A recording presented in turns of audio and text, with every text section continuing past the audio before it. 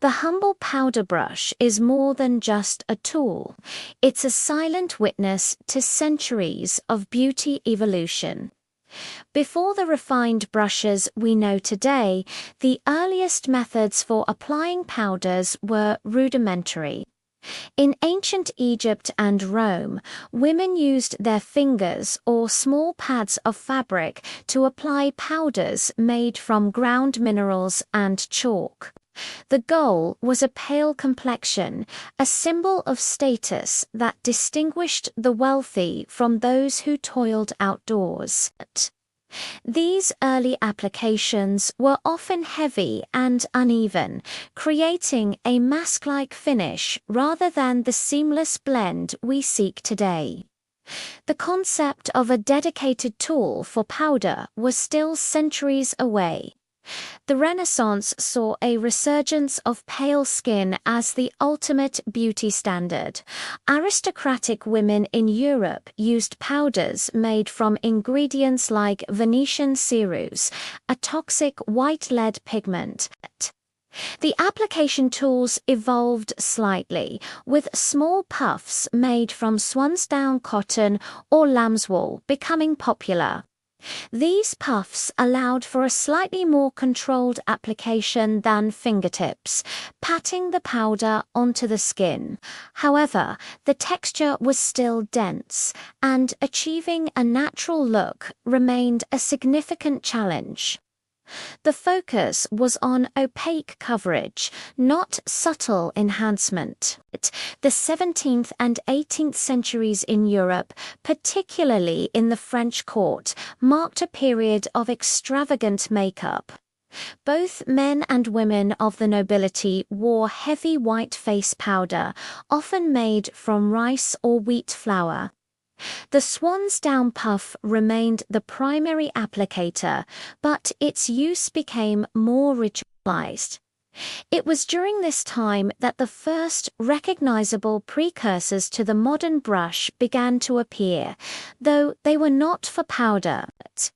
Tiny brushes made from animal hair were used to apply rouge to the cheeks, creating stark circles of color against the powdered white base.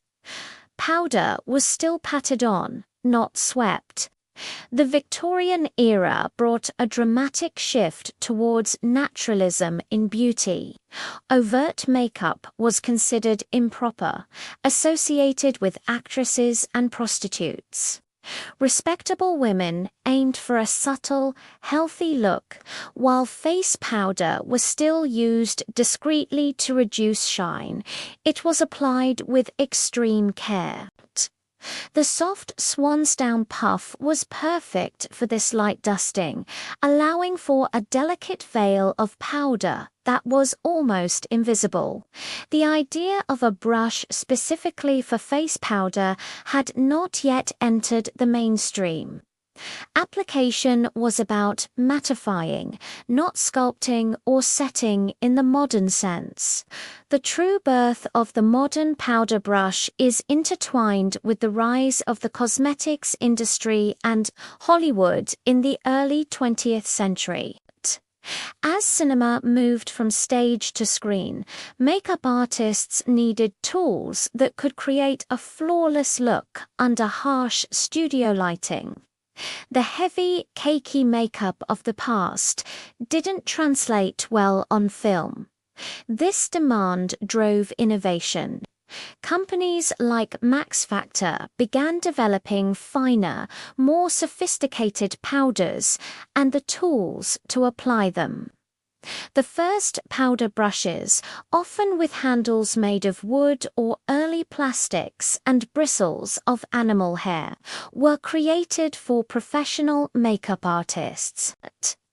They allowed for a lighter, more controlled application, sweeping powder across the face to set liquid foundation and create a smooth, non-reflective finish for the camera. By the 1930s and 40s, as makeup became more accessible and socially acceptable for the average woman, the powder brush transitioned from a professional tool to a consumer product. Influenced by movie stars, women wanted to replicate the glamorous looks they saw on screen.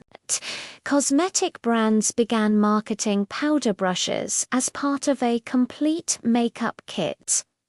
These early consumer brushes were often made with natural bristles, such as goat or squirrel hair, which were soft and effective at picking up and distributing fine powder.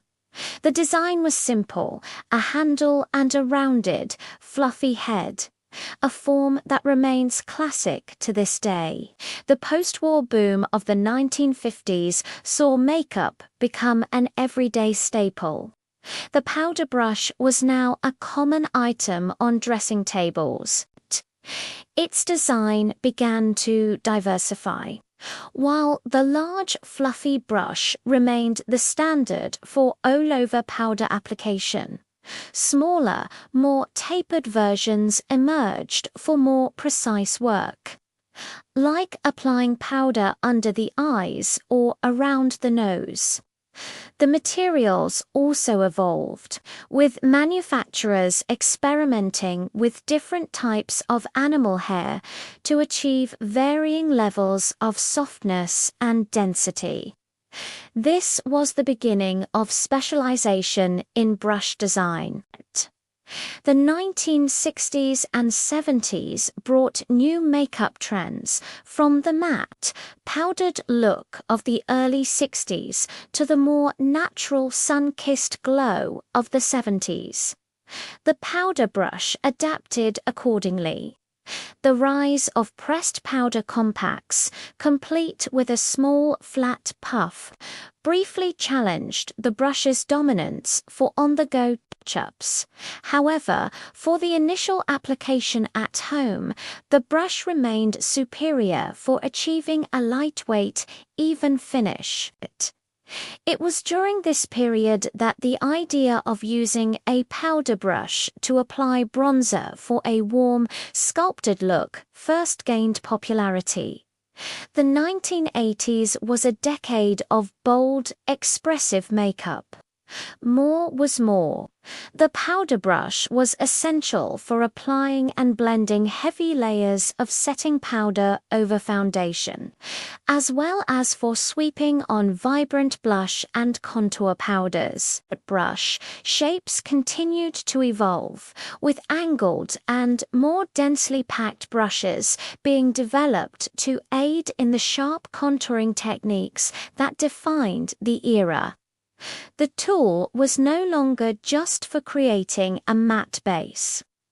It was a key instrument for sculpting and defining facial features with color and shadow. The 1990s reacted to the excess of the 80s with a move towards minimalism and grunge aesthetics. The focus shifted back to skin. The powder brush was used less for heavy setting and more for targeted mattifying, primarily in the T-zone. It was also the decade when mineral makeup began to gain traction, which relied heavily on a specific type of brush, the dense, flat-topped kabuki brush, to buff the mineral powder into the skin for a natural, seamless finish. This introduced a whole new category of powder brush to the market. The 21st century has seen an explosion in brush innovation driven by technology and social media.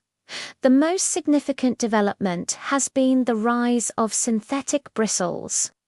Early synthetic fibers were often stiff and ineffective, but modern advancements have created fibers, like Taclin and Nalafon, that are incredibly soft, durable, and hypoallergenic. They don't absorb product like natural hairs, making them ideal for both powder and cream products and easier to clean. This has made high-quality brushes more accessible and ethically conscious. Today, the term powder brush encompasses a vast array of tools, We have the large, fluffy dome for all-over setting, the tapered brush for precise under-eye application, the angled brush for contour, the small, soft brush for highlighting, and the dense kabuki for buffing. Handles are now ergonomic, made from sustainable wood, recycled plastic, or sleek metals. The bristles, whether natural or synthetic, are engineered for specific tasks to pick up the right amount of product and deposit it exactly where needed. From a simple fabric puff to a highly specialized tool. The journey of the powder brush mirrors the story of makeup itself, a continuous quest for the perfect finish.